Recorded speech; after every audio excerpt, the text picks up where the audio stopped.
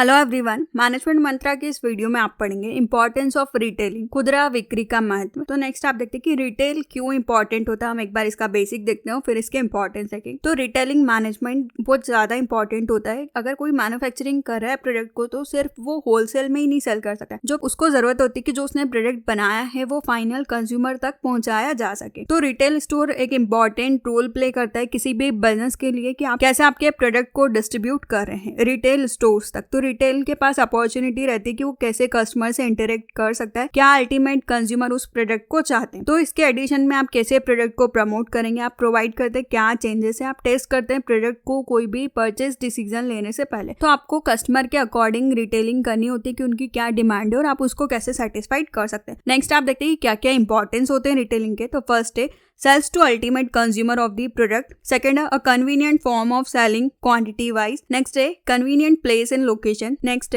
the lifestyle of people are shaped by retailing. Next, retail business contribute to the economy. Next, retail dominates the supply chain. Next, retail is interdisciplinary. Next, retail provide maximum employment. फिर next आता है retailing is important subject area of study. Next, retailing offer scope of expansion in other country. इन सभी को detail में देखने से पहले corner I button पे क्लिक करके आप रिटेल मैनेजमेंट की प्लेलिस्ट देख सकते हैं, जिसके अंदर आप रिटेलिंग से रिलेटेड डिफरेंट टॉपिक्स पे वीडियो देखेंगे और डिस्क्रिप्शन में मैनेजमेंट और कॉमर्स से रिलेटेड डिफरेंट सब्जेक्ट के वीडियो के प्लेलिस्ट का लिंक अवेलेबल है, आप वहां से देख सकते हैं। वीडियो अच्छा लगे तो प्लीज लाइक कीजिए, चैनल को सब्सक्राइब कीजिए और कमेंट कीजिए, और किसी टॉपिक पे वीडियो चाहिए तो आप कमेंट कर सकते हैं। अब ये सभी इंपॉर्टेंस को हम डिटेल में देखते हैं। तो इसका फर्स्ट इंपॉर्टेंट होता है sales to ultimate consumer of the product. जो रिटेल होता है ये बहुत इंपॉर्टेंट होता है कि आप आपके गुड्स और सर्विसेज को फाइनल कंज्यूमर तक कैसे पहुंचाएंगे। तो आप रिटेलिंग के थ्रू ही पहुंचा सकते हैं, वरना ये पॉसिबल नहीं है। तो रिटेलिंग में आप बहुत सारे पर्पस के लिए प्रोडक्ट को सेल करते हैं, लाइक डोमेस्टिक यूज के लिए, हाउस होल्ड यूज के लिए या फिर इंडस्ट्री यूज के लिए। यहाँ पर मैन्युफैक्चरर इंटरेक्ट करता है कंज्यूमर के साथ, रिटेलर के साथ, और उनके पॉइंट ऑफ व्यू को जानता है और उनको अल्टीमेटली प्रोडक्ट सेल करता है। नेक्स्ट आता है a convenient form of selling quantity wise. जो रिटेलिंग होता है इसका मीनिंग होता है कि जो भी आपके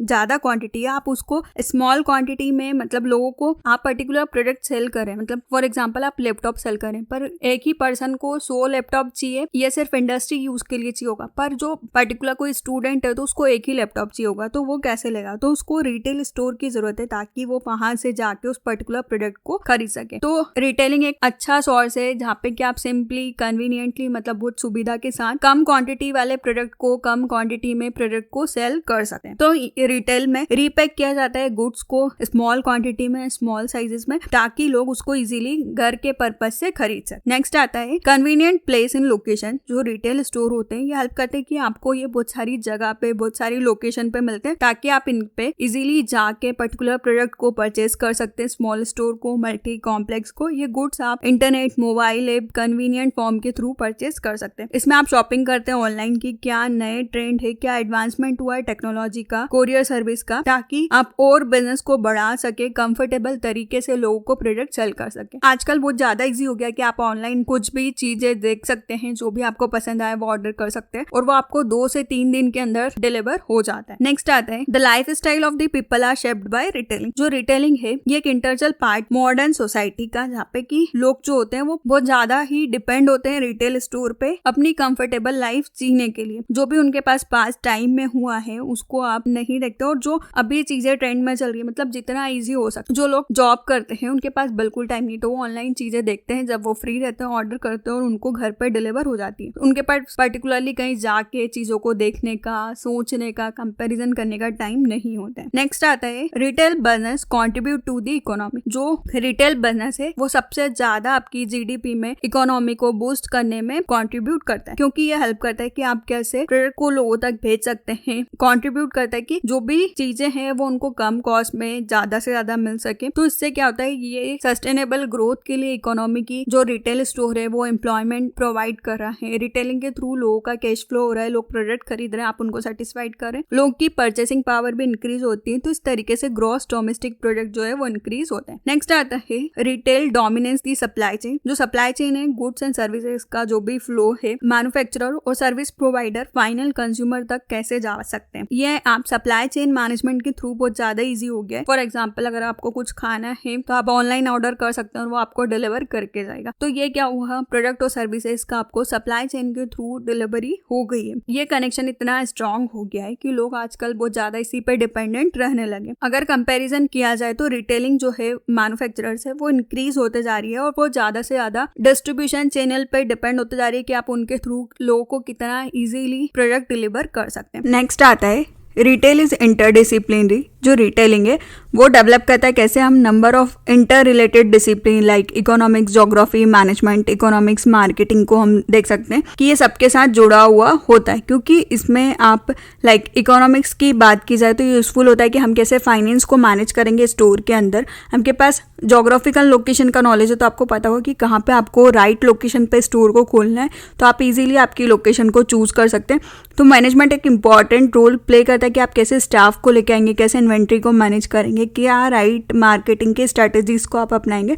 तो जो रिटेलिंग है वो इंटर डिसिप्लिनरी है, मतलब सारे जो डिसिप्लिन है दूसरे उनसे रिलेटेड होता है। नेक्स्ट, जो आज के टाइम में 9 में से 1 आदमी जो है वो रिटेल इंडस्ट्री से जुड़ा है, उस पर काम कर रहा है। 2/3 जो है हमारा उसमें वुमेन्स काम करती है और 1/2 जो लोग हैं वो रिटेलिंग में पार्ट टाइम एम्प्लॉय की तरह काम करते हैं। मतलब रिटेलिंग में बहुत फ्लेक्सिबल वर्किंग आवर्स रहता है।